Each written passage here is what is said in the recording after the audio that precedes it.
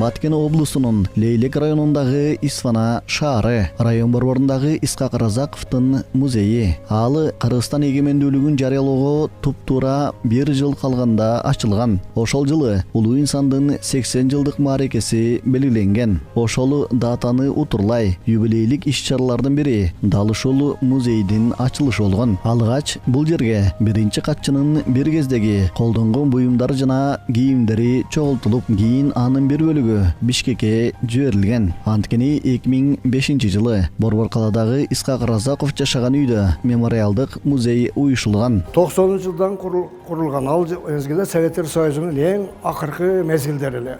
Абдыкадыр Сапарбаев деген биринчи секретардын демилгеси менен ушул жер ачылып музей. Бул ашар жолу менен курулган. Бирок мына жасалгасынын бардыгына Бишкектен, Центральный музейден келип, консультация коюп берген материал жергиликтүү.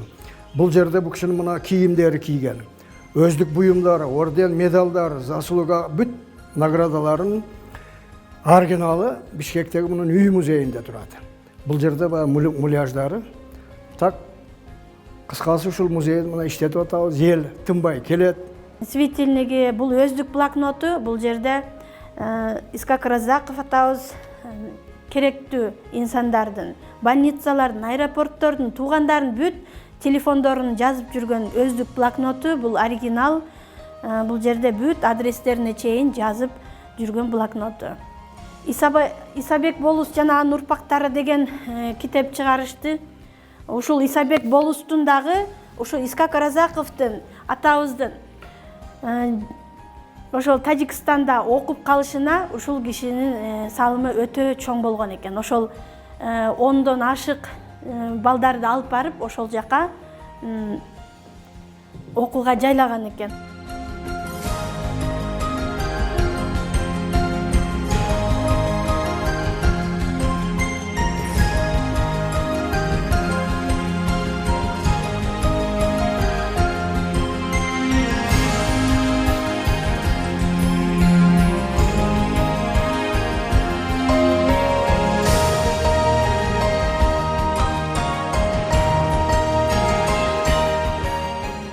Разаковдун өзүнүн жакын туугандары калбады.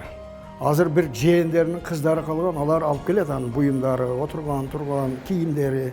Атак мамлекеттик деңгээлдеги мурдагы өзүнүн заслугасы боюнча алган бүт материалдар бар. Бишкекте да бар. Анан бу кишинин 70 жылдыгыда, 80 жылдыгыда, 90 жылдыгыда, 100 жылдыгыда районун деңгээлинде китептер чыгып турат. Баскан жолу, өмүрлүк жолу, кандай жашаган, кандай иштерди кылган китептери бар, башкалары бар. Исхак Разаков Кыргызстанда төрөлүп, Тажикстан менен Өзбекстан, анан Москвадан окуган. Эмгек жолун Советтик Өзбекстанда баштап, Өзбекстан Компартиясынын борбордук комитетинин катчысы кызматына чейин көтөрүлгөн. Разаков ошол кызматты аркалаган жылдары улуу ата мекендик согуш мезгили эле. Андыктан коңшу республикага чыгыштагы согуш майданына айланган аймактардан келгендерди жайгаштыруудагы Исхак Разаковго жүктөлгөн. Ошол жылдары ал Украинадан келген жетим баланы үй бүлөсүнө алып келип, өзүнүн жеке камкордугуна алган. Бул жалпы Исхак Разаков атабыздын үй бүлөсү. Жубайы Татарка Розалия, чоң кызы Эльмира, андан кийин уулу Эркин жана Эмил. Өзбекстанда иштеп турганда бир жетим баланы багып алып, ага Эмил деп ат коёт. Бирок Эркин 34 жашында каза болуп, Эмил дагы каза болуп калат. Өкүнүчтүүсү бир гана Исхак Разаков атабыздан бир гана азыр кызы Эльмира жана небереси Берк калды. Азыркы мезгилде Москва шаарында жашап жатышат.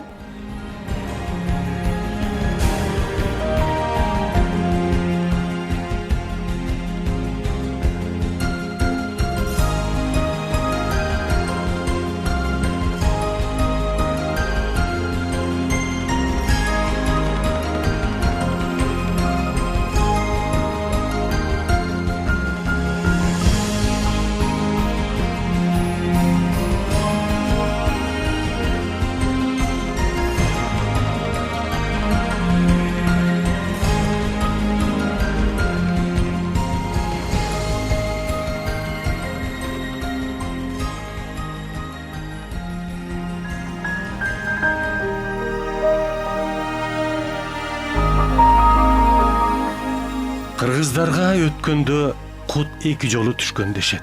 Биринчи кут Жусуп Абдрахманов болуп түшсө, экинчи жолку кут Исхак Разак болуп түшүптүр. Бирок түшкөн кутту кут сыягындай күтүп албаптырбыз. Исхак Разаковичти учкан кометага салыштырам, куйруктуу жылдызга. Мындай жылдыз кылымдарда бир келсе келет, бирок келгенде да артында жап жарык из калтырат.